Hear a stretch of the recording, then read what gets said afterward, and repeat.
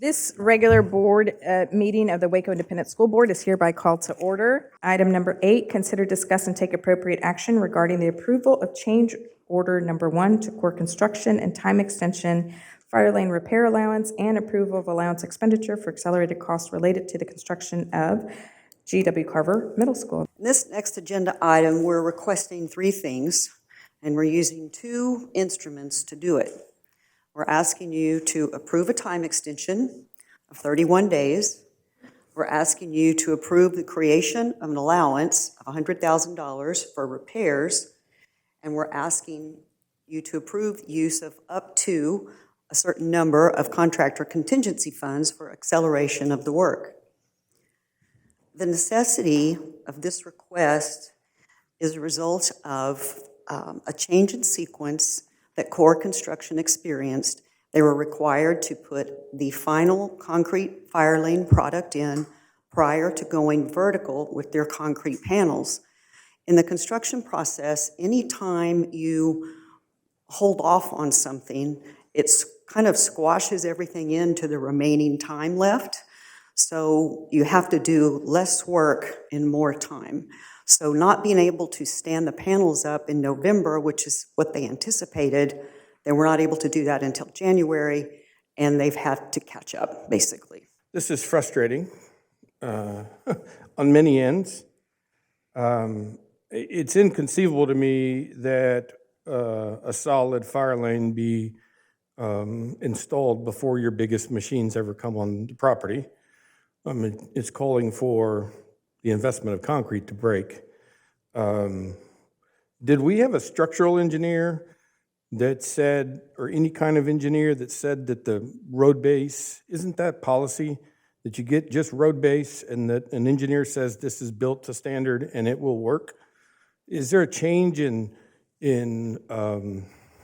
building code? What's the difference? Because we didn't do this with university. I've never really heard of this before. We did have the geotechnical engineer validated that the stabilized road base would be adequate to support both the crane, concrete trucks, and fire truck. I don't know what was in place at the time of University High School.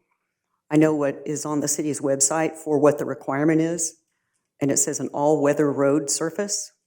And an all-weather road surface is a surface that can hold up in all kinds of weather, which a stabilized road base can do. What's Waco's standard? Is it required of all new construction similar to this, that they pour finished concrete? No. Ms. Barrera, I think that a lot of us have a lot of questions. So I was wondering if we could come back in May with a report. Maybe, we've always had such a great working relationship with the city. Mm-hmm. Maybe we can get the entities together and kind of figure out a game plan moving forward, having a clear, again, we've got a great relationship with them. So maybe we can get a report. Dr. Kincaid and the administration can give us kind of a report of kind of what happened. In May, so we can figure that out. All in favor, say aye. So it passes 5-1. Moving on to number 9, consider, discuss, take appropriate action regarding the approval of change order number 2 to core construction for safety upgrades to meet the new TEA standards related to the construction of G.W. Carver Middle School. So we're increasing the perimeter fence height to 8 feet. We had a 6-foot fence, but we increased it to 8 feet.